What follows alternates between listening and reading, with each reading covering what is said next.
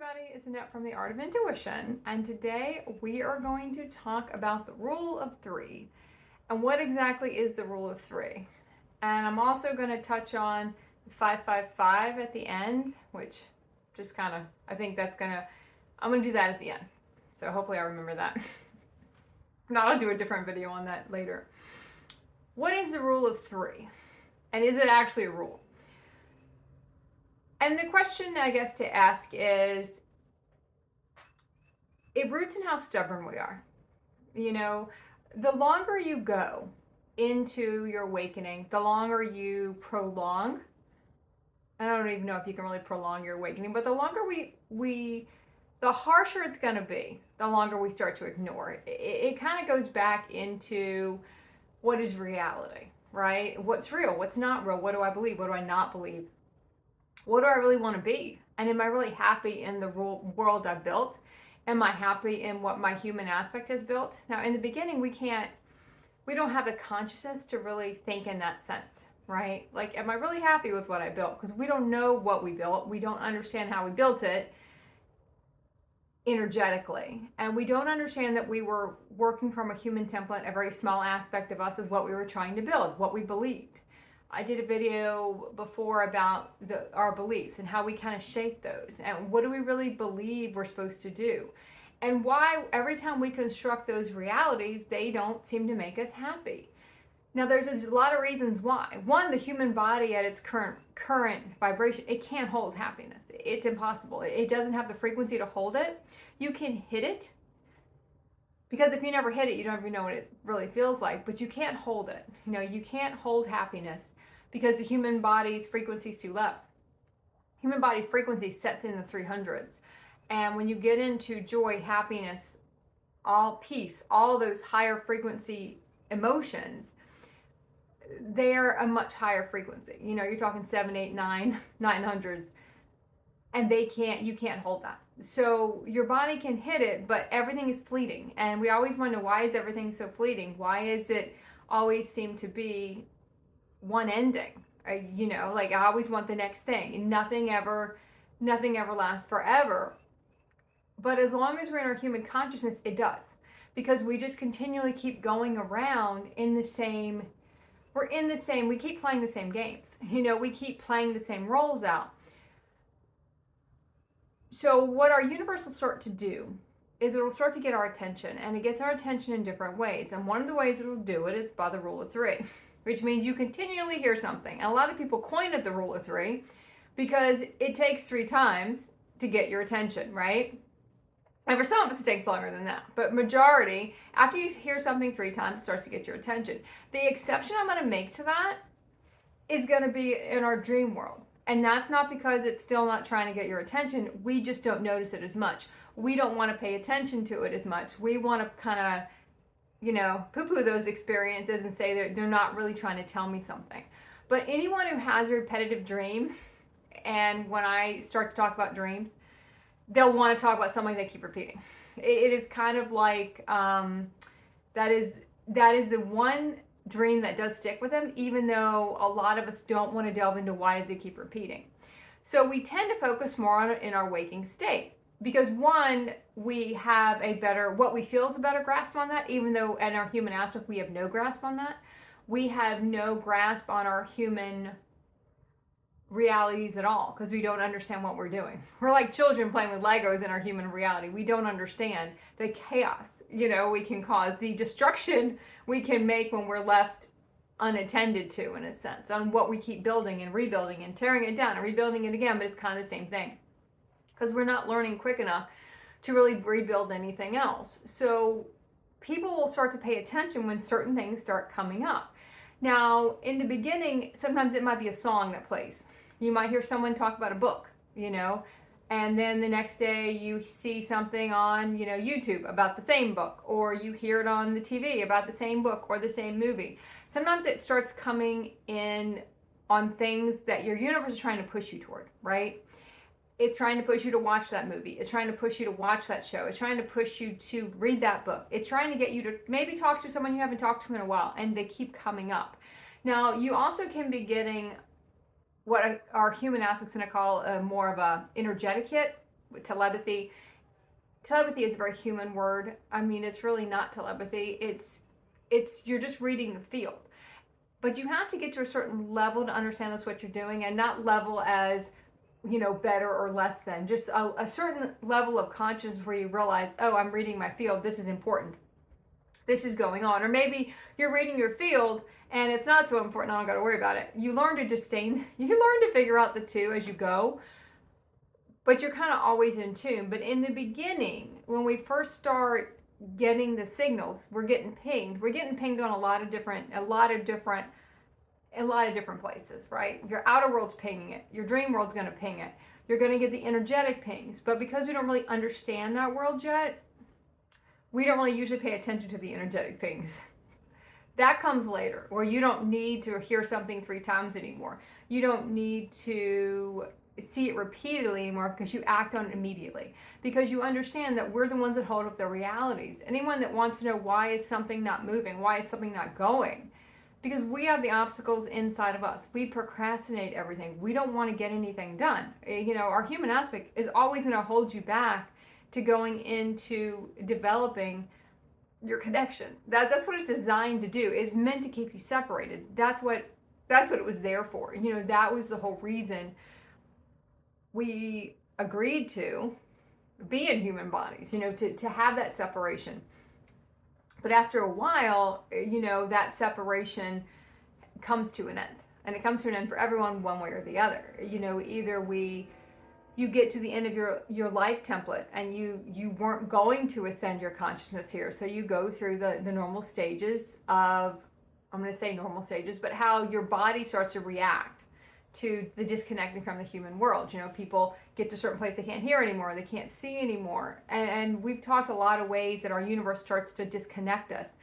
Now, when we're going through ascension and awakening, I'm going to separate the two out kind of more organically, instead of getting to the end of our human template and going through it that way, where it can feel like it's kind of rushed in a sense, even though it can take place over 10 to 15 to 20 years, where we just start disconnecting because everything that connected us starts getting taken away.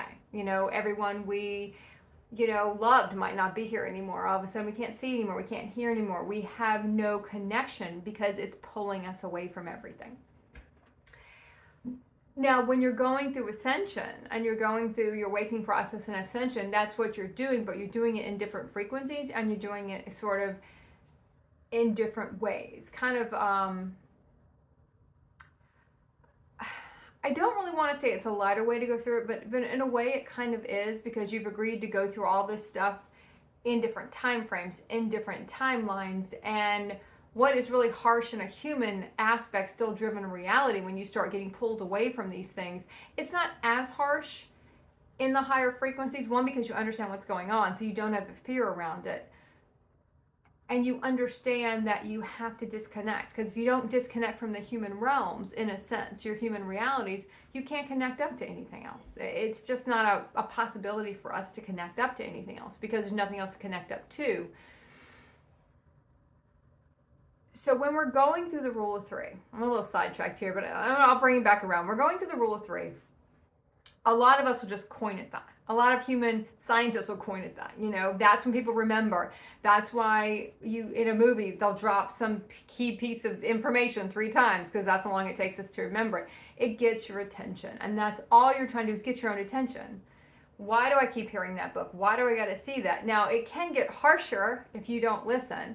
If you don't see the pull, and you don't, I'm going to say see the pull, because in the beginning, we're not in tune to feel it. And if it's pulling us away from someone we have attachment to and a lot of story around, we're not going to want to leave, So our universe tries easier extraction techniques in the beginning to kind of extract us out and to get us focused on other things, to get us focused on opening up to lighter things. The book, The Secret, the whole Secret, I think it's a trilogy. That was a whole book to open people up to the energetic realm. Is it the highest of consciousness? No, it's not, because it still grounds. It's channeled, which means it's not embodied work, it's channeled work. Which means there's still a separation to it, right? There's still a separation to, now I'm no longer this person, I'm not going to talk as this person. but the material was pivotal to open people up, and it's still interacted with us on a human need basis. I want my true love, I want money, I want success, whatever it was we wanted. That was kind of the hook, so it still was trying to use energetic principles to anchor in human desires, which is why after a while you outgrow those things, and you outgrow those books, and you see how some of it was working in the beginning, but then after a while it doesn't work anymore, because we need it to show us something in the beginning, right? We need to believe it's true, because if we don't have any success with any of it, we will like, this is a bunch of malarkey. What is all this metaphysical kind of stuff? What are we talking about, energetic fields? So when we first start opening up, it feels kind of easier.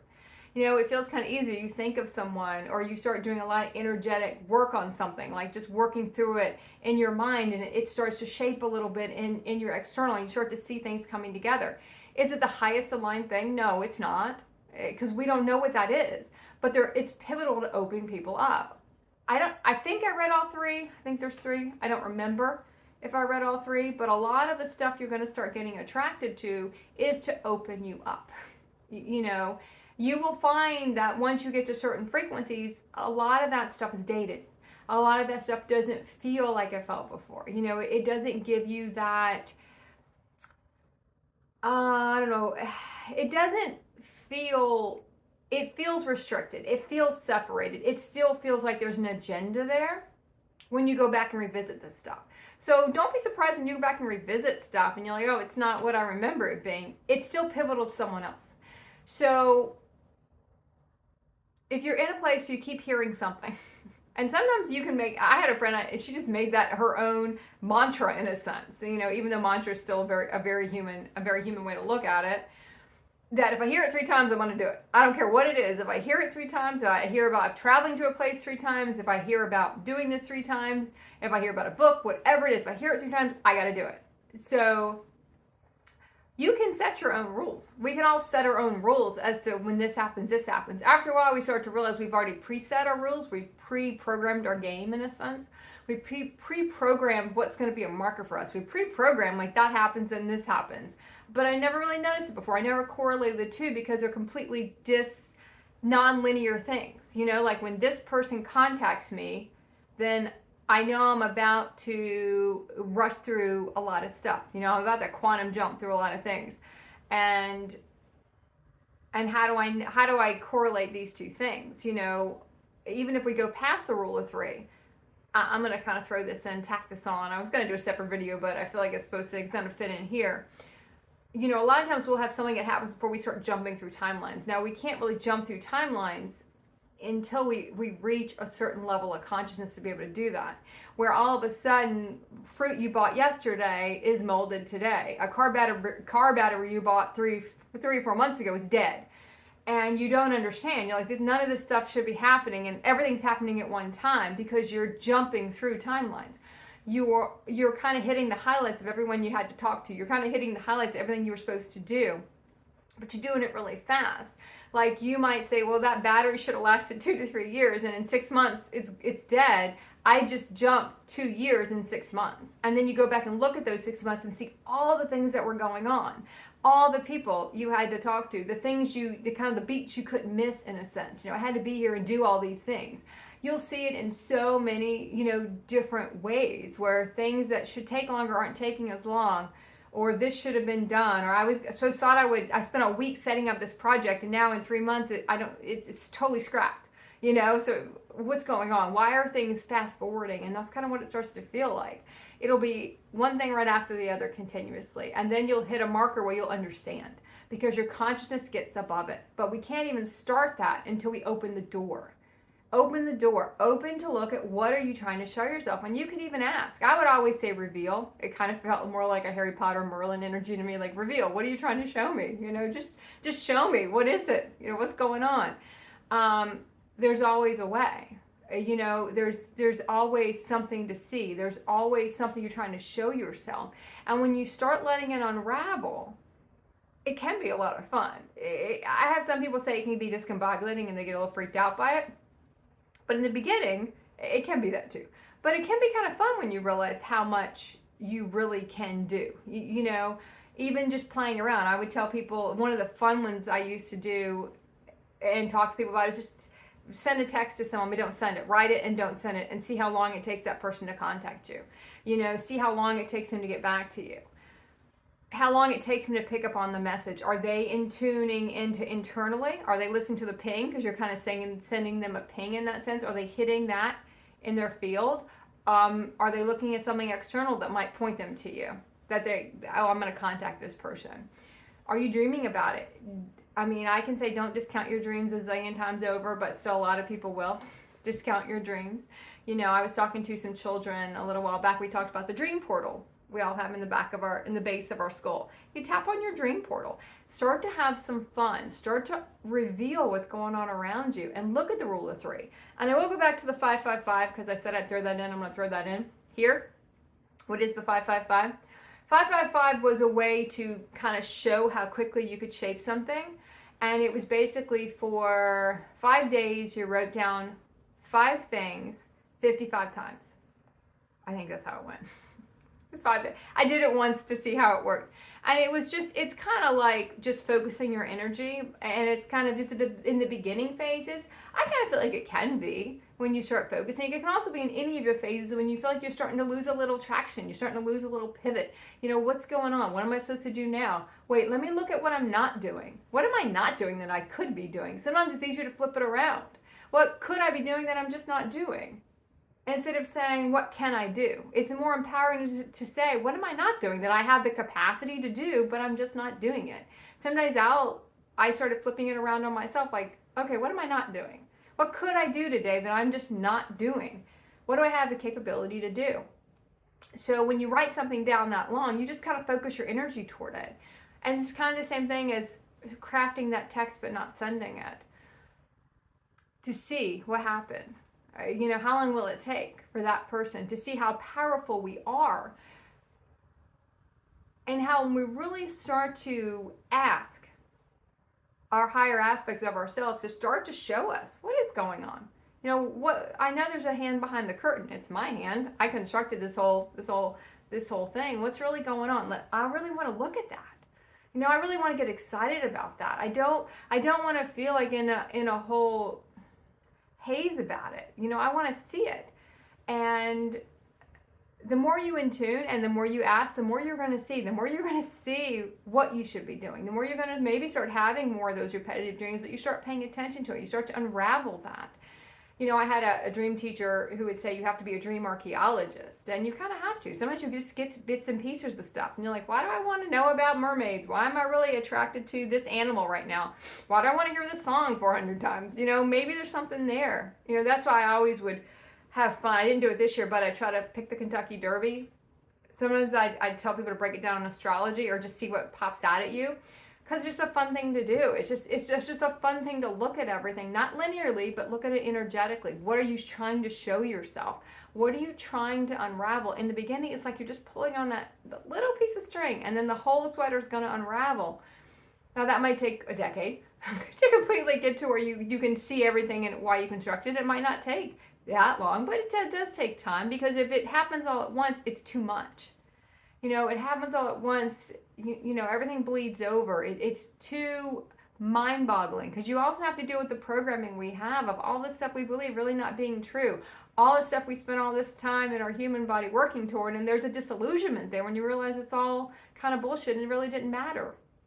In a way, that's not true, because everything you did in your human realities, you'll use those skills in your soul on realities when you move on to, you know, your soul template, when you leave your human template behind. Or are you trying to mush them together? That's a big one this year. Trying to mush stuff together, trying to take a soul-aligned thing and mushing it into a human-aligned wants and needs. And what's still driving us? You know, what are we noticing more? You know, are you noticing more feeling like an outsider again? Maybe you're going back to, I don't want to say going back, but you're seeing that there's a similar energy playing out that played out when you were, you know, in a different space in your life, because you're at a deeper part of that programming. So just be open, you know, have fun, create your own rule of 3, create any rule you want to. create the most bazonka rules you want to create and watch what your universe will do to kind of shape things around those rules. But then eventually we throw all the rules out. But in the beginning, it's kind of fun because it does give us a little bit of structure as to, you know, okay, if I'm supposed to do this, have this happen. It gives us a little bit of push. And then after we start to see, we don't need as hard of the pushes, but I will say that when you start to really have to deconstruct stuff that we really have a lot of deep programming around, sometimes we have to get pushed a little bit harder. But okay, keep practicing the art of intuition.